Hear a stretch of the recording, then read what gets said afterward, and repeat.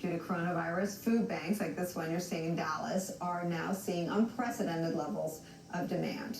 Our colleague, our friend Garrett Haake, who conducted that interview, joins our conversation now from Dallas, Texas. Garrett. Hey, Nicole, it really was startling to see the cars that lined up here at Fair Park today. Just for context, if you're not familiar with the Dallas area, this is where the State Fair of Texas happens. It's where the Cotton Bowl is. And the parking lot here today was packed. Folks waited in line for as much as 3 hours to get a couple of boxes of food from the North Texas Food Bank. They think they served about 2,000 families here today. And this is happening all over the country. If you just plug in your name of your city and food bank into Google, you will see images like the ones I saw here today.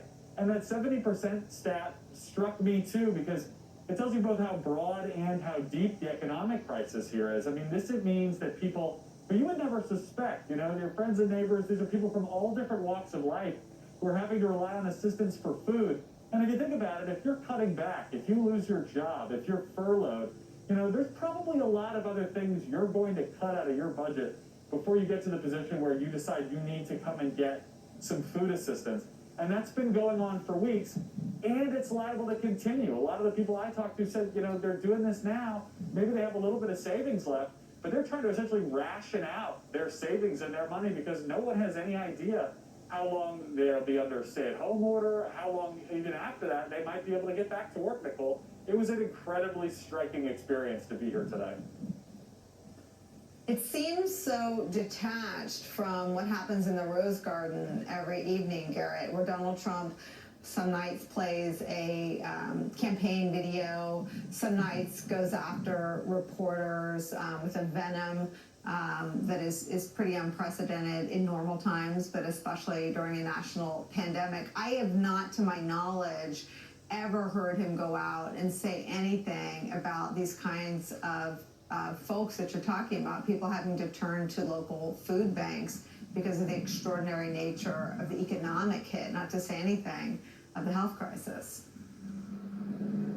Yeah, I mean, look, Donald Trump has never been a feel your pain president. That's not surprising news, but it is interesting how the administration has tackled this. And there's two different types of pain that comes with this crisis, right? There's the medical pain and the economic pain. And they've never been particularly comfortable talking about either of them, but I'm struck by the fact that we've not seen the president or his family members or folks in the administration out volunteering at food banks or even making a particularly strong plea to support them. I mean, look, you can donate $10 to the North Texas Food Bank, and you can feed quite a lot of people. They need the money. They need the support. And this is happening at local levels all across the country. It's not rocket science to be able to get the government out, not just governing in a traditional way, but leading in a way that inspires people to come out who can still help in a lot of different ways, to literally feed your neighbors. It's so simple. And today, again, watch those videos. Watch the lines of cars. These are not strangers. These are people who live in your neighborhoods who cannot afford to feed their families. And it's mid-April. We're not anywhere close to being done with this. This scene will repeat itself time and time again. And it would be great to see more leadership on that sort of thing, Nicole.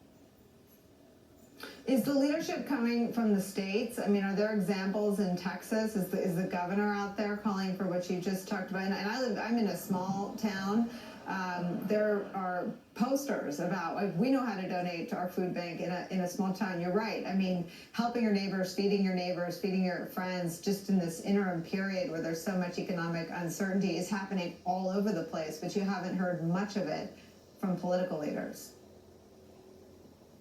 Yeah, it's interesting. I mean, this is such a case where you're seeing grassroots leadership that comes from all over the place, whether it's state and local elected officials, whether it's sports figures, in Dallas and in Houston. Some of the big name sports figures have stepped up. I still follow and keep a little bit in touch with Beto O'Rourke, who's been volunteering at the El Paso Food Bank. I mean, people are trying to find ways to lead from the ground up on this, because it's become a ground up grassroots leadership test, given that the top-down leadership model isn't exactly working on a neighborhood-to-neighborhood basis.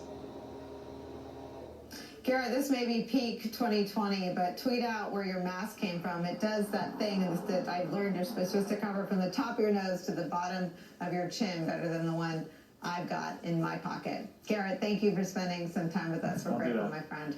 After the break, what it really means to serve your constituency in the time of